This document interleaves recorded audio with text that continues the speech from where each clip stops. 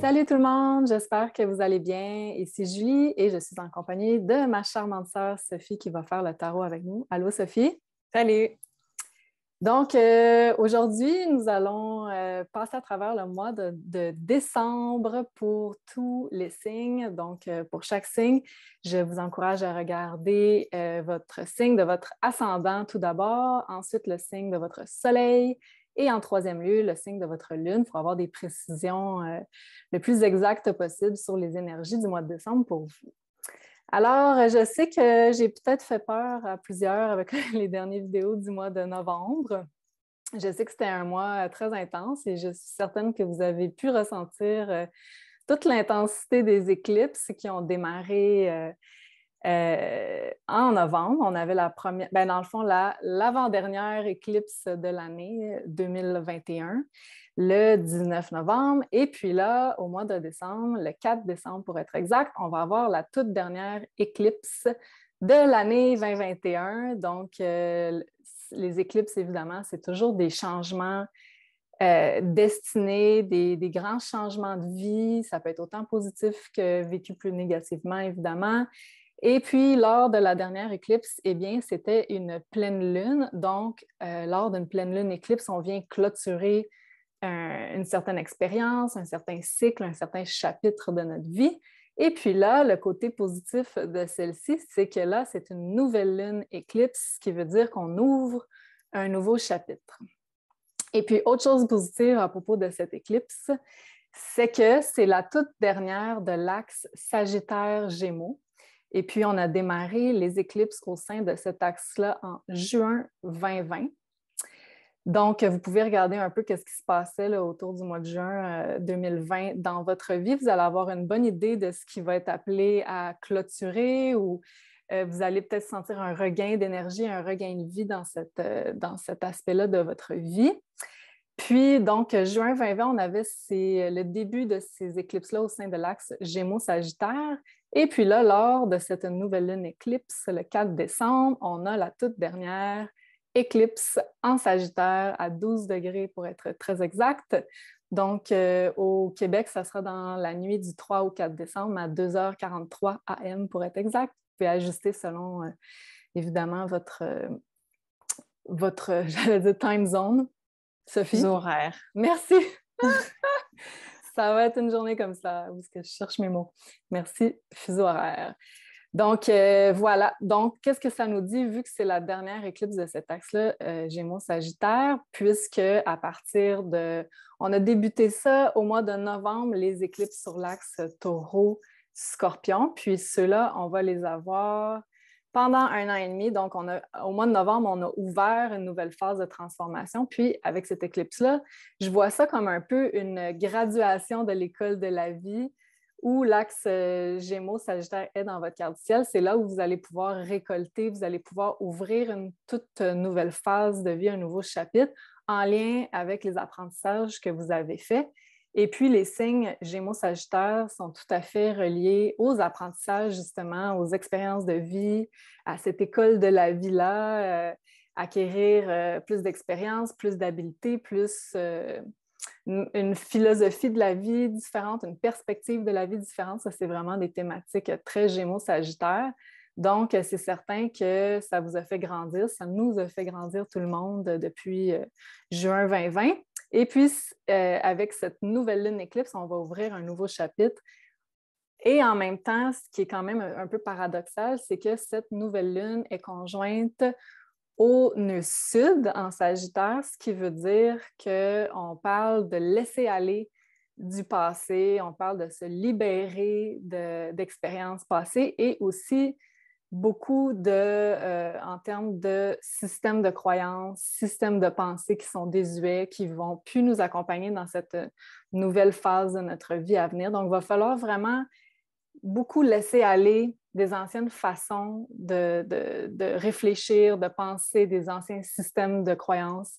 Donc, par exemple, si on commence un nouveau cycle, je vais dire n'importe quoi, là, au niveau de la carrière avec cette nouvelle lune éclipse, bien, ça va vous demander de laisser aller certaines croyances qui font que vous pensez que vous n'aviez pas assez de valeur pour demander tant ou vous n'avez pas assez de connaissances pour pouvoir commencer à enseigner ou diffuser vos connaissances. Donc, il va falloir vraiment se libérer de pensées, de croyances limitantes lors de cette éclipse-là pour vraiment ouvrir ce nouveau chapitre-là dans nos vies et être vraiment plus fort dans nos expériences acquises depuis juin 2020. Est-ce que ça peut être aussi de faire complètement différent du passé, donc de ne pas retomber dans un cycle répétitif comme on a fait toujours comme avant? Ah oui, oui, définitivement, définitivement. Parce que quand on a une éclipse, on coupe définitivement avec le passé. Très bon point. Donc, non, c'est vraiment, ça va être des changements. Pour beaucoup de gens, ça va être drastique. Ça va couper complètement avec le passé. Lors des éclipses, c'est souvent des choses qui sont destinées, des changements karmiques. Donc, c'est un peu l'univers qui nous donne une gentille petite poussée dans le dos pour retourner sur notre chemin de vie et faire les choses différemment. Parce que quand on quitte un axe d'éclipse comme on s'apprête à le faire ici, on a fait beaucoup d'apprentissage, d'expérience, puis là, l'univers nous dit c'est bien, là, tu as appris plusieurs choses, là, tu as ta graduation de l'école de la vie avec cette éclipse, puis là, on coupe avec le passé. Donc, définitivement. Puis, qu'est-ce que je trouve très intéressant, parce qu'il y a cette notion-là d'ouvrir un nouveau cycle, parce que c'est une nouvelle lune éclipse, puis on sait qu'une éclipse, c'est une nouvelle lune qui est comme 3 fois plus puissante, vu que c'est une éclipse. Et là, elle est conjointe avec le nœud sud, donc ça nous parle vraiment beaucoup de laisser aller le passé. Et elle est au 12e degré, qui est le degré associé au signe du poisson. Donc ça aussi, ça nous parle d'une fin de chapitre. Et ça nous parle aussi beaucoup de cet aspect-là spirituel. Ce que je vois dans cette circonstance-là, c'est beaucoup avoir une foi en la vie, de renouveler notre foi que même si les éléments ne sont pas tout de suite sur notre chemin de façon évidente à voir, qu'on ne voit pas tout de suite les résultats de nos changements pour lesquels on a travaillé, bien, c'est d'avoir une foi assez grande dans la vie qu'on va être capable de manifester nos intentions, même si on ne voit pas tout de suite les résultats. Donc, vraiment avoir foi en notre destin, en notre destinée, en notre puissance personnelle, en notre manifestation, ça va être très important. Il y a aussi Mercure qui est très près de cette éclipse nouvelle lune-là. Donc, quand je parlais tantôt de système de croyance, d'autant plus amplifié avec Mercure qui nous parle beaucoup de processus mentaux. Donc, c'est quelque chose, ça va être beaucoup un travail mental à faire de se donner de la valeur, de penser qu'on est capable d'accéder à certaines nouvelles expériences, certaines nouvelles étapes, de croire qu'on mérite certaines choses. Ça va vraiment être important. Quoi d'autre? C'est ça. Et puis, les prochaines éclipses dans l'axe Gémeaux-Sagittaire, ça sera en 2029. Donc, ça, c'est vraiment la dernière. Donc, vous voyez que c'en est une importante. Et c'est une nouvelle lune éclipse, donc une éclipse solaire totale. Des fois, c'est des partiels. Celle-là, c'est une totale. Malheureusement, elle ne sera pas visible d'où nous sommes présentement en Amérique du Nord, ni en Europe. Elle sera visible en Antarctique, donc ce sera un petit peu plus difficile pour la majorité des gens de la voir. Mais cela dit, ça nous influence tous de façon planétaire, tout autant, même si on ne la voit pas de nos propres yeux, c'est quand même toujours des événements astrologiques extrêmement importants, les éclipses. Et on dit aussi que, tu parlais tantôt de se libérer du passé, ce qui est très important lors de cette éclipse-là. Eh bien, on dit souvent qu'une fois qu'on a traversé cette période-là des éclipses, cette saison des éclipses, là, qui est celle-là qui est la deuxième, qui vient compléter celle qu'on avait au mois de novembre, quand on a complété cette saison des éclipses, c'est comme si on marchait sur un pont pour se rendre à une autre rive, puis que le pont s'autodétruisait. Donc, il n'y a pas de marche arrière possible. Ça veut dire que les changements qui sont effectués là, on ne peut plus revenir en arrière. C'est une ancienne job, une ancienne relation, une ancienne expérience, un ancien domicile, c'est plus possible. Donc, l'univers nous pousse vraiment vers le changement, vers notre destinée. Donc, ça, c'est la première chose très importante du mois, qui est pas mal l'événement majeur du mois de décembre, je dirais. Puis, ce n'est pas seulement valide, évidemment, le jour même de l'éclipse. On peut le sentir environ 1 mois avant les énergies de l'éclipse et les éclipses apportent des changements pour les 6 mois prochains et plus. Ensuite de ça, autre événement astrologique de grande importance, depuis le 5 novembre, on a la planète Vénus qui est entrée dans le signe du Capricorne et elle va rester là anormalement longtemps, c'est-à-dire 4 mois, puisqu'il y aura une rétrograde le 19 décembre jusqu'au 29 janvier. Donc, Vénus sera rétrograde dans le signe du Capricorne. Et en même temps, elle effectuera 3 conjonctions à la planète Pluton. Donc, la première sera le 11 décembre et la deuxième sera le jour de Noël, le 25 décembre, puis on en aura une prochainement en 2022. Donc, ça, c'est quand même très intéressant. On va en parler pour chaque signe, qu'est-ce que ça veut dire pour vous. Mais à chaque fois qu'une planète est rétrograde, ça nous demande introspection, réévaluation de toutes les thématiques qui sont Vénus, c'est-à-dire valeurs propres, argent, relations, loisirs. Quoi d'autre? Ben, c'est pas mal ça. Donc, ça va nous demander une réévaluation de ces thématiques-là, selon évidemment dans quelle maison ça va tomber pour vous. On va aller voir ça tout à l'heure. Et dernier événement très important, je vous en ai parlé souvent, mais c'est le 3e et le dernier carré entre Saturne et Uranus le 24 décembre. Donc, vous voyez que la fin de l'année, les fêtes, ils vont être teintées de beaucoup d'événements astrologiques puissants. Donc, Saturne et Uranus seront au 11e degré respectivement. On a eu déjà 2 carrés entre Saturne et Uranus cette année, en 2021, parce qu'il y a eu des rétrogrades. Et puis là, c'est le 3e et dernier, donc un peu comme une finale de feux d'artifice. Saturne et Uranus, qu'est-ce que ça représente? Eh bien, ça nous parle de contraintes, de gouvernement. Ça nous parle aussi d'un besoin de s'émanciper, d'un besoin de liberté. Puis, c'est sûr que c'est un aspect de grande tension entre ces planètes-là. Donc, des fois, ça parle aussi d'un besoin de responsabilité, mais en même temps, un besoin de plus d'émancipation, d'autonomie. Donc, c'est quand même un gros clash entre ces 2 planètes-là. C'est pas des aspects qui se produisent extrêmement souvent, vu que c'est des planètes très lentes et extérieures du système solaire. Donc, c'est sûr qu'au point de vue mondial, on va le ressentir beaucoup et aussi au point de vue individuel. Donc, on va aller voir dans quelle maison pour vous ça tombe, cet aspect-là. Et toute dernière chose, le 29 décembre, il y aura Jupiter qui va commencer son entrée dans le signe du Poisson. Donc, ça, c'est extrêmement positif. C'était le maître traditionnel du signe du Poisson. Puis, Jupiter, partout où il va, nous apporte récompenses, cadeaux, bénédictions. Donc ça va être, je pense, très positif d'un point de vue humanitaire. Donc, voilà ce que j'avais à dire pour mon introduction. Si vous avez apprécié jusque-là, on apprécie énormément votre support. Si vous pouvez nous donner un like, vous abonner à la chaîne. Et j'en profite aussi pour vous dire que si jamais vous avez besoin de guidance additionnelle, c'est possible de prendre rendez-vous pour une consultation de tarot avec Sophie sur maisonjupiter.com et puis à partir de là, vous allez pouvoir réserver la plage horaire de votre choix. Bonjour, cher Lion. Allons voir qu'est-ce que le mois de décembre vous réserve. Voilà.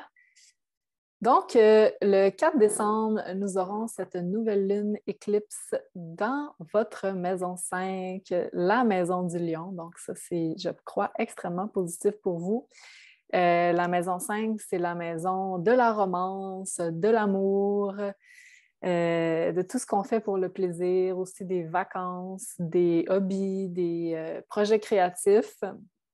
Aussi, si vous avez une entreprise personnelle ou si c'est dans vos plans, ça peut être un très bon temps pour implémenter ça parce que c'est aussi sous la thématique de la maison 5 et aussi les enfants qui sont une thématique de la maison 5.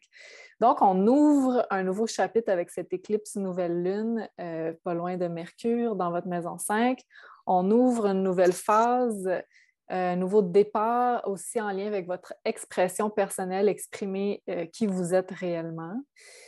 Ça peut nous parler aussi d'un nouvel amour, une nouvelle romance. Ça peut nous parler aussi d'un nouvellement célibataire, parce que là, on parle d'une nouvelle phase, mais on a ce nœud sud à proximité de la nouvelle lune, ce qui fait que c'est une éclipse. Et le nœud sud, il parle de nous défaire du passé, d'anciens partenaires karmiques, d'anciennes expériences karmiques. Donc, ça peut parler aussi de mettre fin à une relation et de débuter un nouveau célibat. Ça peut nous parler aussi de débuter une nouvelle relation ou encore débuter un projet avec toutes les choses que j'ai parlé, un projet créatif, une entreprise, etc., etc. Et aussi, ça peut nous parler de bébé, puisque c'est la maison des enfants. Ça peut nous parler d'avoir un nouveau projet, d'avoir un enfant. Mais peu importe qu'est-ce que ça va concerner pour vous spécifiquement, ce qui est important de se rappeler, c'est que cette éclipse-là va être beaucoup en lien avec ce défaire de croyances limitantes qui sont en lien avec cette nouvelle phase de notre vie qu'on va ouvrir. Donc, ça va vraiment être de laisser aller des croyances limitantes, aussi accepter son individualité, sa marginalité, de ne pas toujours être aimé par tout le monde, être accepté par tout le monde. Ça, c'est vraiment une thématique importante de l'axe 5 et 11 là, des maisons. Et vous avez eu des éclipses au sein de ces maisons-là depuis juin 2020. Et puis, vu que le nœud nord était dans votre maison 11, l'univers vous a comme demandé d'aller davantage vers cette maison-là qui est vraiment une maison où on accepte réellement qu'on est différent, qu'on est limite marginal, qu'on se soucie moins, on va dire, d'être le mouton noir. Et puis, parce qu'on s'accepte, on va rencontrer des gens qui partagent, qui sont sur la même longueur d'onde que nous, qui partagent nos intérêts, notre façon de penser. Donc, on vous a demandé un peu ça, de trouver votre tribu d'âme, votre tribe, de trouver les gens qui sont vraiment sur la même longueur d'onde que vous, qui résultent seulement quand on s'accepte, puis on accepte d'être différent aussi, qui est vraiment une thématique Maison 11. Donc, on vous a demandé d'aller davantage vers ça depuis juin 2020. Puis là, c'est comme cette nouvelle lune-là est comme une récompense, une graduation de l'école de la vie. Mais ça nous demande, ça vient avec une part de laisser aller qui va être beaucoup mentale. Donc, se laisser aller, se défaire de croyances qui nous limitaient, d'être dans le people pleasing aussi, beaucoup là, de vouloir plaire, quitte à pas respecter notre soi intérieur, quitte à ne pas s'auto-respecter des fois, puis de dire ah, OK, je vais faire telle chose pour faire plaisir à telle personne. Mais là, cette nouvelle lune-là, elle nous demande de laisser aller ces anciennes limitations-là qu'on avait. C'est ça, de ne plus être la personne que les autres veulent qu'on soit, qu'ils s'attendent à ce qu'on soit, mais vraiment d'avoir une expression, une authenticité personnelle. Ensuite, on a cette conjonction Vénus-Pluton qui va être exacte le 11 décembre et aussi le 25 décembre dans votre maison 6. Donc, pour vous, ça va avoir beaucoup à voir avec le travail et l'argent, beaucoup avec réévaluer sa valeur propre en lien avec le travail. Est-ce que notre valeur est vraiment respectée dans le milieu du travail? Puis si vous n'avez pas de travail, ça va parler aussi plus de vie quotidienne, de responsabilité quotidienne. Développer des limites saines avec les autres, parce que la maison 6, c'est la maison où on est en service aux autres de par le travail. Puis, quand Vénus va être rétrograde, ça va nous demander de faire une introspection par rapport à cette balance-là de est-ce qu'on donne trop, on ne reçoit pas assez. Ça peut parler de rémunération aussi en lien avec ce donne trop, pas assez de revenus. Donc, peut-être que ça va être un temps pour demander aussi une augmentation, pour réévaluer si son travail est aligné avec ses valeurs personnelles. Combien on vaut, donc aussi beaucoup en lien avec l'argent, puisque Vénus et Pluton sont des planètes très financières. Ça peut nous parler, puisque la période est très propice au retour des ex, parce que oui, Vénus rétrograde, c'est un peu comme Mercure rétrograde en ce sens. Ça ramène des ex qui étaient dans les boulamites, aux oubliettes. Ça les remet sous les projecteurs, donc ça se peut qu'il y ait... vous travaillez avec un ex, ça peut être le retour même d'un ex-collègue, Ça peut être des gens du passé qui reviennent dans votre vie, mais vu que c'est la maison 6, on va parler beaucoup dans le milieu du travail. Ça peut être aussi la fin de certaines habitudes malsaines et autodestructrices pour la santé, puisqu'on a ce Pluton. Donc, ça va être très positif si c'est le cas. Vénus, c'est vraiment la planète qui est associée à se faire plaisir. Ça peut être de la nourriture qui est, mettons, de la malbouffe, là, quelque chose qu'on fait parce que ça nous amène un bien émotionnel, un réconfort, du comfort food, de l'alcool, des choses qu'on fait pour le plaisir, mais qui ne sont pas nécessairement très bonnes pour la santé. Puis là, on est dans la maison 6, la maison de la santé, Pluton. Donc, Pluton va venir peut-être arrêter certaines mauvaises habitudes. Puis si on n'en prend pas conscience assez vite, bien évidemment, ça pourrait amener quelques petits problèmes. Donc, ça serait vraiment un bon moment pendant que Vénus est rétrograde du 19 décembre au 29 janvier de vraiment faire une introspection sur ses habitudes de vie pour ne pas avoir le côté plus négatif de la maison 6 qui est des problèmes de santé. Et voilà. Et ensuite, on aura ce carré Saturne-Uranus qui sera exact le 24 décembre, la veille de Noël. Saturne dans votre maison 7. Et on a Uranus dans votre maison 10. Donc, pour beaucoup de lions, il y aura eu des changements de carrière dans les dernières années, puisque vous avez ce Uranus dans votre maison de la carrière et de la vie publique. Donc, il y a eu beaucoup de changements. Si ce n'est pas des changements de travail, ça peut être des changements de poste au sein d'une même entreprise. Ça peut être complètement des changements très drastiques de carrière pour plusieurs. Puis, on a ce Saturne en maison 7 qui vous met des freins dans la vie de couple, là, qui vous met des obstacles, qui vous demande... Le côté plus positif de Saturne en maison 7, c'est que Saturne est là pour nous tester, pour savoir est-ce qu'on est prête à s'engager. Donc, si c'est la bonne personne qui est dans votre vie, ça peut être seulement qu'il y a plus d'engagement. Donc, ça, c'est vraiment le côté très positif de Saturne. Mais là, puisque Saturne est en carré, donc un aspect très conflictuel, c'est qu'il va y avoir un clash entre votre vie de couple et votre carrière. Donc, peut-être que vous allez avoir beaucoup de responsabilités, des projets avec le partenaire, puis là, en même temps, votre attention est demandée dans votre carrière. Probablement que vous allez sentir que vous avez besoin de plus d'indépendance dans votre travail. Donc, il va y avoir des changements à ce niveau-là. Ça peut rendre la rencontre d'un nouveau partenaire plus difficile avec ce Saturne-là, mais Saturne nous demande toujours plus d'efforts, d'essayer. C'est comme il nous teste pour savoir est-ce que c'est vraiment ça que tu veux, là? Donc, il faut comme vraiment mettre les bouchées doubles quand Saturne est là. Ça enlève un peu le fun des relations. Si vous êtes en couple, vous allez sentir que ça devient plus comme un travail que vraiment quelque chose de plaisant et d'agréable. Donc, mais Saturne nous demande ça. Ça demande de trouver une genre de discipline. Fait que mon conseil pour vous, c'est si vous êtes avec une personne que vous voulez garder dans votre vie, ça va vraiment être de voir le couple comme un travail. Ça va être de mettre de l'effort, travailler. C'est vraiment l'énergie de Saturne. C'est plus lourd, c'est plus difficile. Donc voilà, qu'en penses-tu? Oui, tout à fait d'accord. Je vais prendre un oracle pour aller compléter tout ça. Oh, OK. On a déjà la carte. On a la carte Party. Donc, c'est très positif. On a l'éclipse en maison 5. Oui.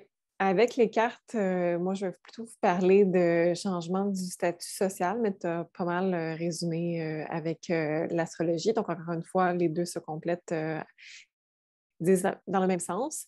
Donc, avec le 6 de denier et le pape, si vous regardez l'écran, vous pouvez constater qu'il y a deux personnes dans les deux cartes face au personnage principal.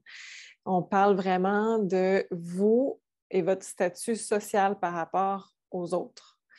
On a dans la main de la première carte l'équilibre, donc la recherche d'équilibre. Et dans l'autre main, dans la première carte, la personne donne de l'argent. Donc, quand tu parlais de people pleaser, là, ça va être, oui, de donner, mais avec une balance. Donc, de retrouver une espèce d'équilibre dans ce que vous donnez, ce que vous recevez. en amour autant qu'au travail. Donc, dans le travail, on peut te parler de négocier une augmentation. C'est le parfait moment en sachant sa valeur, en étant arrêtez de vous voir trop petit. Ce n'est pas le moment pour ça. C'est le moment pour vraiment voir telle quelle votre valeur avec des données tangibles, puis d'aller devant le patron pour demander une augmentation. Dans la relation amoureuse, on peut parler, si ça va bien, de demande en mariage avec le pape, d'engagement donc sérieux avec Saturne, tu disais, demande un engagement plus sérieux. Ouais. Le pape, c'est un engagement très sérieux quand cette carte-là sort en amour. C'est aussi une carte de protection. Donc, si jamais le couple est dans une mauvaise passe et que là, le pire arrive, on se sépare. Avec le 6 de denier, on parle d'une séparation des biens, une séparation à l'amiable. Avec le pape, c'est la protection. Donc, ça va se faire en douceur, ça va se faire bien. Mais si, à l'inverse, si le couple va très bien, on peut parler à ce moment-là d'un couple avec retrouver un équilibre un peu plus sain, retrouver un équilibre qui peut-être avait été par le passé, débalancé par une personne qui, par le travail, donnait moins d'énergie au couple ou peu importe pour quelle raison, on retrouve peut-être une balance. Puis à ce moment-là, on est un peu plus optimiste, puis on se dit c'est le moment de foncer, puis on va officialiser la chose. Au niveau de l'argent, une meilleure économie. Je ne vois pas grand-chose de négatif avec ces cartes-là, donc profitez-en. Très, très, très beau. Même en santé, c'est le retour à la santé, avec la protection aussi. Donc, très beau. Super. Puis tu m'as même fait penser, j'ajouterais que les deux planètes, Vénus et Pluton, qui sont des planètes très financières dans la maison 6. La maison 6, c'est aussi la maison des dettes. Donc, ça pourrait être la fin, régler certaines dettes si vous en avez. Donc, ça va être une très bonne période pour ça. Puisque Pluton, c'est la planète de la mort et de la renaissance. Donc, vraiment en profiter pour régler tout ce qu'on doit aux autres, aux créanciers, là. Donc, voilà. Puis l'autre chose, si le pape nous parle vraiment du côté le plus positif, qui peut nous parler de mariage, eh bien, c'est sûr que pendant le carré exact de Uranus et de Saturne ici, vous n'allez pas sentir tout de suite la célébration, les confettis, ça ne sera pas pour tout de suite. Vous allez sentir peut-être plus comme une énergie conflictuelle. Votre couple va être mis plus au test, là. Mais après ce carré-là, quand il va perdre de son exactitude, là, ça va peut-être être un très bon moment pour, une fois que vous avez survécu au test, là, si votre couple a survécu, ça va vraiment être très positif. Et après Vénus rétrograde. Oui, mais Vénus rétrograde, moi, je ne le vois pas comme quelque chose. Si, mettons, vous êtes déjà en couple, je ne le vois pas comme quelque chose de très négatif. Je le vois plus comme une opportunité de twerker certaines petites choses qui allaient moins bien. Puis surtout, dans la maison 6, ça va plus parler soit de la vie quotidienne ou du travail, plus l'aspect financier, je pense, que relationnel. Parfait. Mais si vous avez, j'ai oublié de dire, mais si vous avez des employés, qui est la maison 6, ça pourrait parler de changements au sein de votre personnel, donc peut-être des mises à pied, peut-être il va y avoir des changements en tout cas. Parfait. De grâce, ne pas demander votre partenaire en mariage pendant Vénus rétrograde quand même, même si c'est un peu cette période, c'est pas le bon moment. Faites rien de fou pendant Vénus rétrograde. C'est pas recommandé par votre astrologue et votre tarologue. Donc voilà, chers lions, j'espère que vous avez apprécié. Si c'est le cas, n'oubliez pas de nous donner un like. On apprécie votre support, comme toujours. Merci, Sophie. Merci. Et on vous souhaite de très joyeuses fêtes et on se revoit très bientôt pour les vidéos pour l'année 2022. Donc, à très bientôt tout le monde.